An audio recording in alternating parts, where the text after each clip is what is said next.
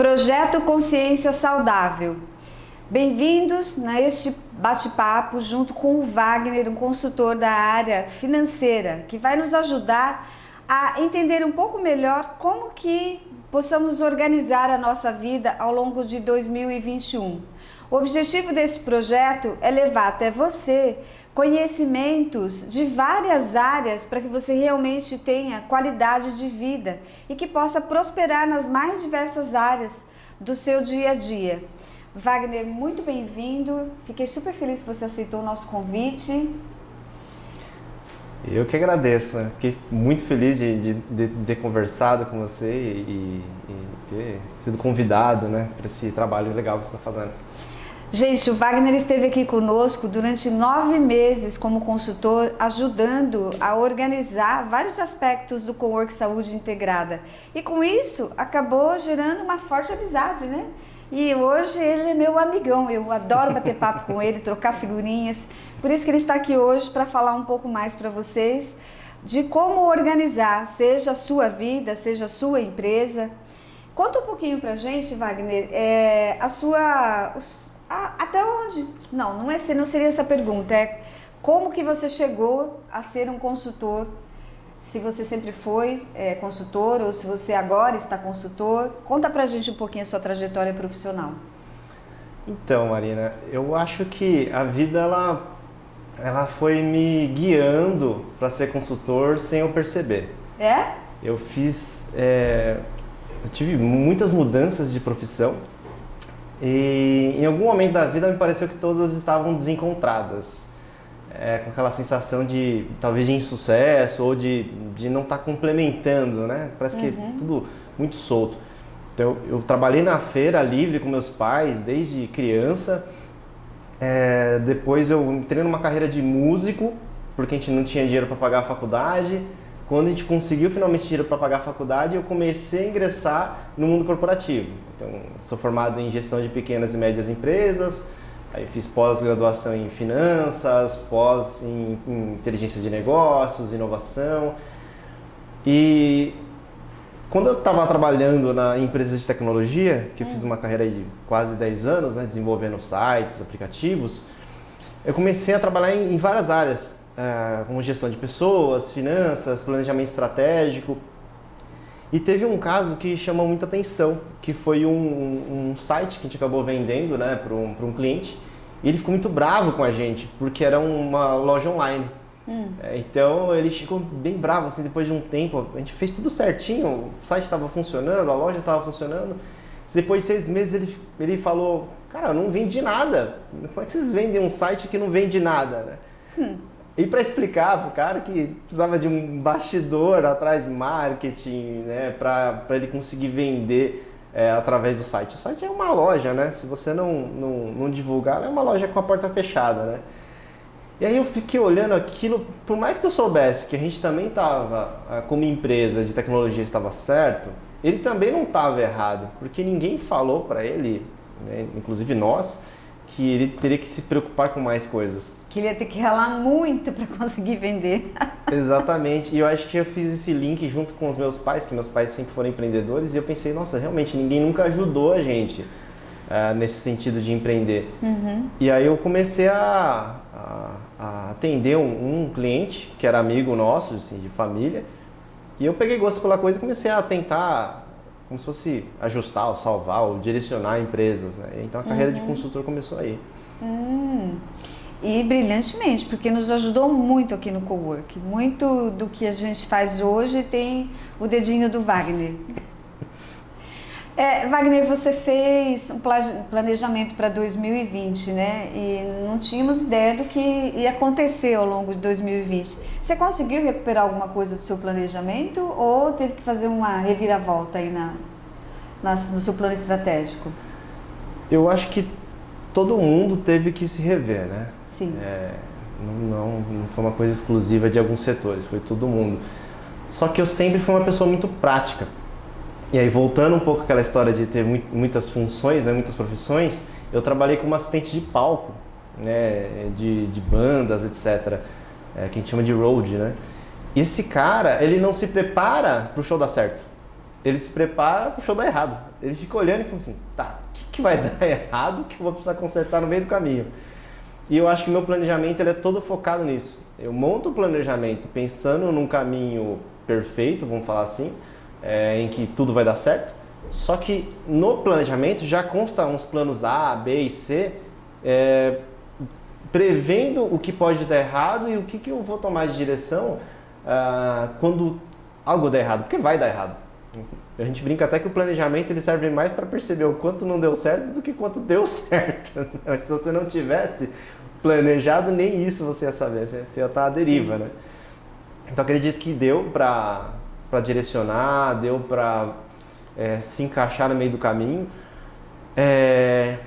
Eu acho que trouxe uma necessidade de trabalhar o planejamento de uma forma mais serena e mais pé no chão. É meio contraditório, porque no momento de inovação você se desespera e tem que fazer a coisa rápida acontecer. Porém, como você está travado dentro de casa, você tem que respirar fundo e falar, calma, isso aqui não dá para fazer, isso aqui não dá para fazer agora, isso aqui eu só posso planejar, isso eu consigo fazer agora. Aí você troca a ordem das coisas. E quando você percebe que boa parte não dá para ser feito, você tem que serenar a cabeça, respirar fundo, tranquilizar e falar, tá bom, né, o passo A vai ser esse, o B é esse, o C e assim vai.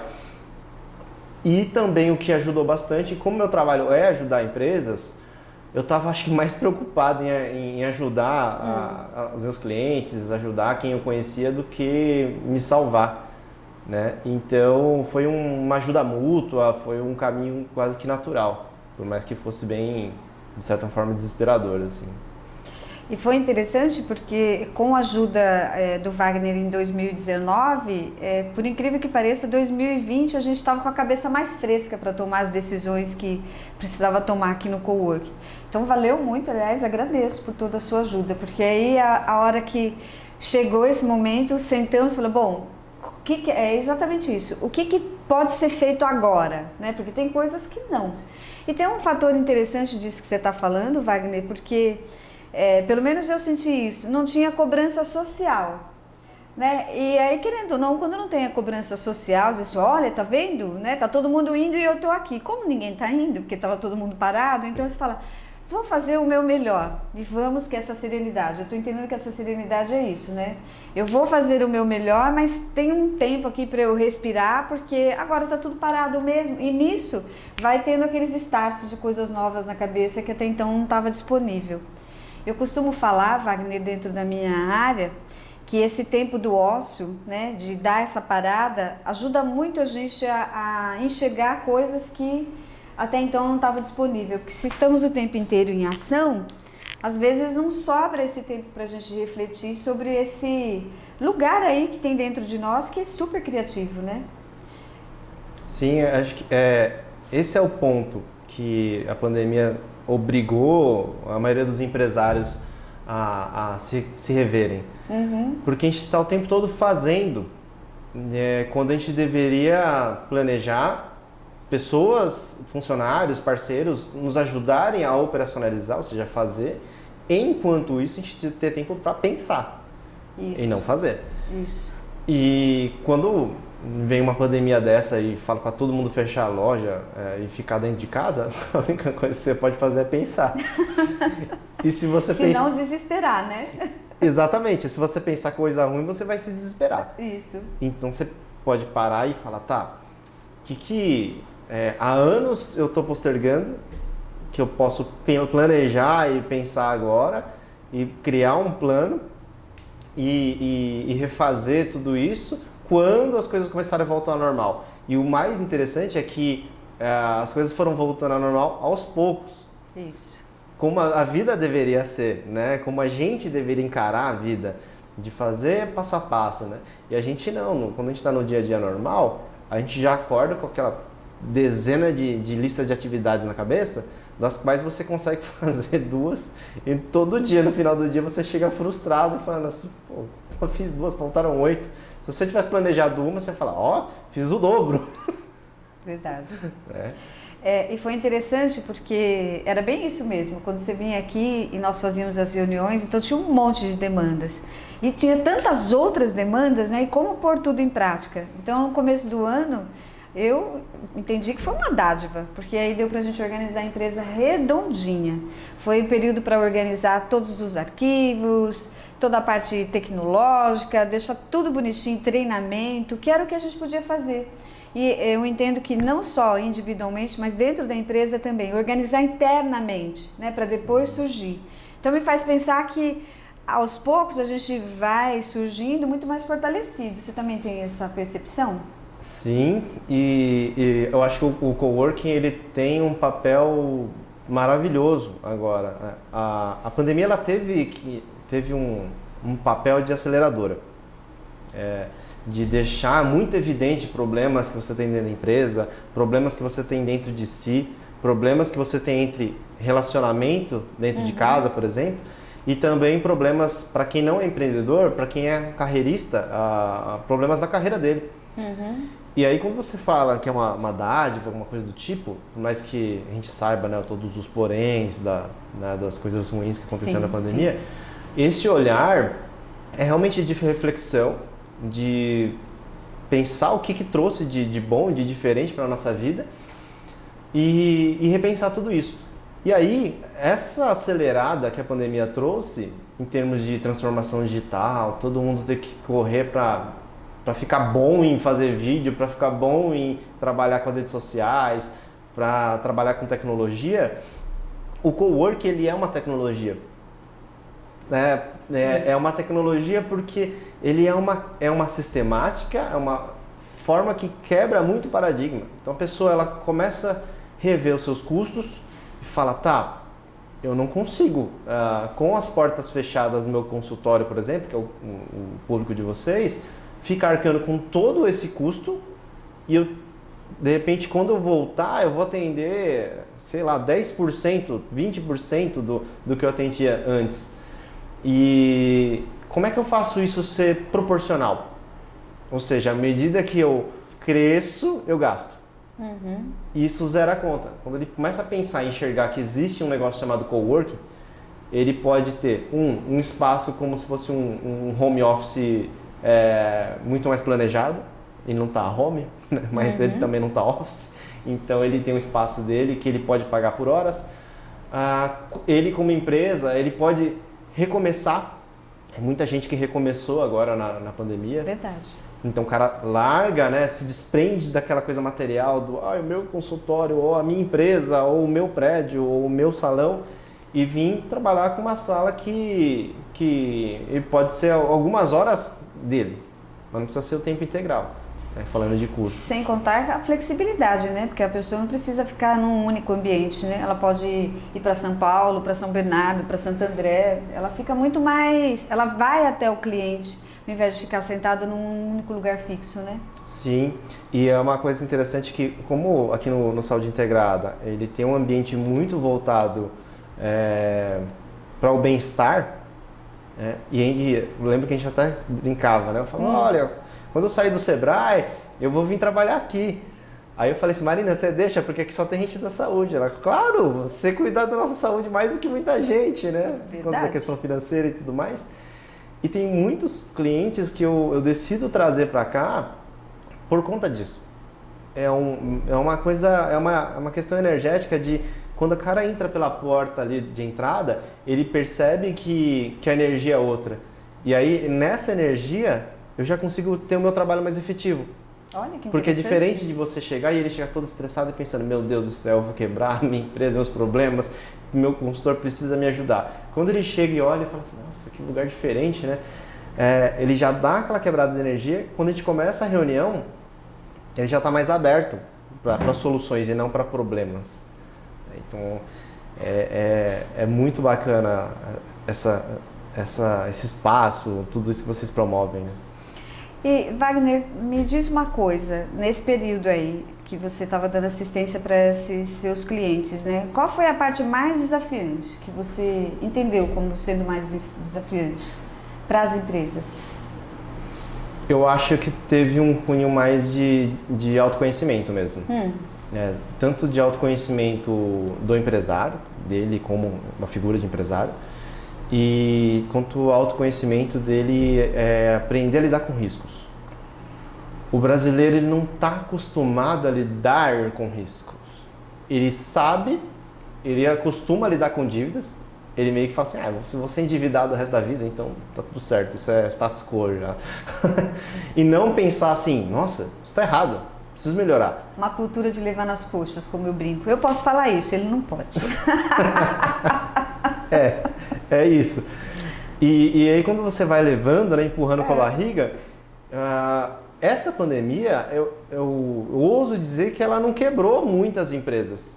Ela evidenciou empresas que já estavam quebradas há muito tempo. Concordo. Quando as pessoas me perguntavam, como é que as pessoas fizeram para inovar durante a pandemia? A minha resposta é sempre assim, elas começaram antes. Porque não tem segredo, não tem como você refazer um negócio do nada se você está já com vários problemas que você está tampando o sol com a peneira. E tentar resolver num momento que é mais difícil ainda, que exige mais performance. Nossa, isso que você disse é fantástico. Começaram antes. Então, a hora que veio essa situação, ela já estava mais estruturada. Sim, sim. E aqueles que estavam... É interessante porque eu também comento isso, né? Falou, essa crise, ela veio só para evidenciar mesmo. Seja físico, né, da parte fisiológica ou como empresa. Aquele que não administrou a parte fisiológica, quando veio o vírus, não suportou. As empresas que também foram levando a administração de qualquer jeito, achando que nunca ia ser surpreendido com a situação dessa, também não suportou. E aí, as pessoas às vezes entram em desespero, por isso que eu falo para você que é uma dádiva, porque, na verdade, vai forçar essa pessoa a rever seus hábitos, né? Costumes e culturas, porque o planeta está modificando, né? Nós temos uma tecnologia acontecendo aí numa velocidade incrível. Como é que eu posso continuar na mesmice de sempre? Então esse foi um convite para as pessoas ter mais resiliência, né? Mais flexibilidade e entender que a todo momento a gente pode ser surpreendido de novo. Acho que depois disso ninguém mais vai ficar acomodado. Sim, até uma das principais consultorias que eu ofereço, né, para os empresários, eu dei o nome de 5 anos em 5 meses. Eu já estava com esse planejamento em mente, até por conta do trabalho que eu tive no Sebrae e tudo mais, de perceber que as empresas, elas, no começo, né, nos primeiros 2 anos, assim, ela tá super com energia, tem os contatos, tem o dinheiro e tudo mais. Ela cresce, só que chega perto do 4º, 5º ano, ela começa a patinar. Ela não sabe mais para onde ir. E aí, por que eu coloquei em 5 meses? Porque a pandemia fez com que a gente repensasse tudo que a gente viveu até agora e tem que consolidar em 5 meses para quando voltar, já voltar rendendo. Você não tinha mais tempo de ficar... É uma premissa que você vai errar, mas você não pode errar tanto. Né? Você não pode demorar para acertar, vamos falar assim. Então, essa consultoria que eu criei era bem nessa linha de tentar fazer a empresa ganhar tempo, se reinventar num prazo curto de tempo para conseguir superar não só essa, mas qualquer tipo de crise que ela venha a ter, né? Financeira. A gente está enfrentando uma crise econômica junto com uma sanitária, né? Mas sempre vai ter crise. A pequena empresa ela é uma eterna empresa em crise, infelizmente. Sim, o tempo inteiro você tem que estar atento ao crescimento e apagando fogo aqui, né? Sim. Eu que o diga.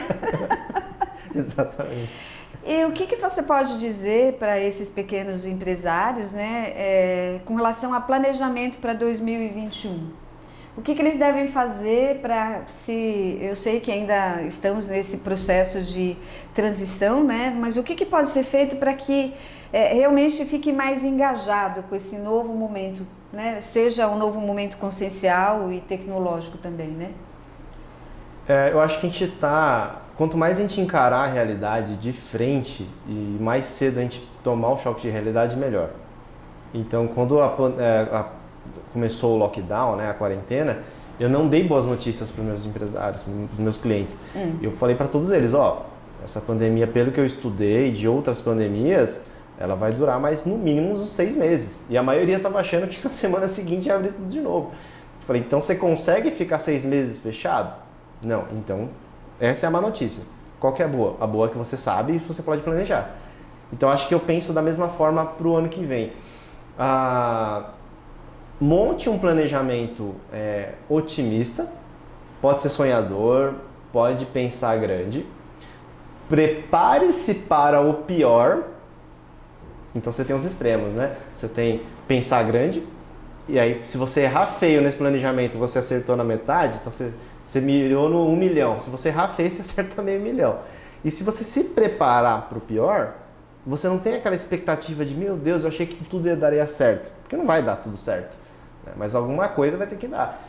Então, se você se preparar para o pior cenário, planejar para o seu sonho e sempre ajustando, como é que está a economia? Está melhorando? Não está? As coisas estão voltando a fechar novamente. Então, peraí, se elas vão fechar, pode ser que fique pelo menos uns 2 meses aí com tudo fechado de novo. Isso é se preparar para o pior. Né? Então tá, tenho dinheiro para aguentar 2 meses? Tenho, beleza, então se planeja e toca o barco. Não tenho, então procura uma fonte de renda temporária dentro da sua própria empresa para conseguir manter ela respirando. Né? E aí, entrar naquela questão do fator de risco. Né? Qual que é o risco maior que você tá correndo? Como você pode lidar com isso? Internamente, para não se desesperar, e externamente. Né? Você tem parceiros que você pode contar? Você tem pessoas que podem te ajudar nessa etapa? Sim. Então, né, não é hora de ego, agora é hora de humildade, é hora de você encarar a vida de uma forma mais simples, mais direta. A gente acha que aquela empresa que está há 10 anos no mercado, fala, não, se eu pedir ajuda o pessoal vai achar que eu estou quebrando. Eu falei, quando você quebrar, elas vão ter certeza que você quebrou. Então, não importa se vão achar que você está quebrando. Quando você passar a pandemia e ver que você e mais meia dúzia de empresas sobrou, acho que eles não vão pensar isso. É isso mesmo. Tem muitas pessoas mudando, né, ressignificando a vida, mudando de área, né? O que você teria para dizer para esse pessoal que está infeliz onde está e quer buscar uma outra coisa? Tá acontecendo muito mesmo, muita gente, muito amigo meu veio me procurar. Isso só deixou de novo evidente a fragilidade do nosso modo CLT. O CLT ele é muito legal, ele é muito quentinho, assim, né? Protege a gente. Sim. Preciso ir no mercado, eu tenho um cartão só para ir no mercado. Preciso pegar um transporte, eu tenho um cartão só para ir no transporte. Quando você perde o emprego, você fala, meu Deus, sobrou nada. Não era só o salário, né? Perdi tudo. Então perceber que essa ideia de que aquilo é estável é bom. Porque aí as pessoas começam, peraí, então se eu estou correndo risco o tempo todo, inclusive agora na pandemia de perder o emprego, talvez empreender não seja tão arriscado quanto eu penso. É arriscado, está só na sua mão, é difícil, você tem que trabalhar muito mais. Porém, existem metodologias para você testar um negócio antes de você largar o seu emprego, por exemplo. Ou antes de você abrir uma loja de vez. Você consegue testar, hoje já é possível fazer isso. Então, inclusive eu tenho uma consultoria sobre isso. Então, simplesmente saiba que a sua carreira, que talvez você esteja descontente agora, você tem que aprender a ouvir o seu eu interno, porque se você está infeliz, alguma coisa errada tem. Pode ser você ou pode ser realmente o seu emprego. E há saídas, porque quando você tem uma escolha, aí surge a liberdade.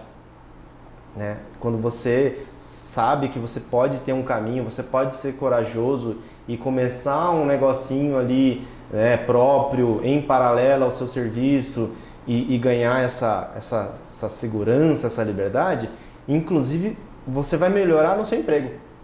Porque quando você depende muito do seu emprego, você se encolhe, né? E tudo que te manda você faz, porque você tem medo de perder o emprego. Uhum. Quando você tem essa serenidade de novo, você fala assim, não preciso engolir esse sapo. Você se impõe, dá a sua ideia e o resultado é inverso. Melhor estima, não é?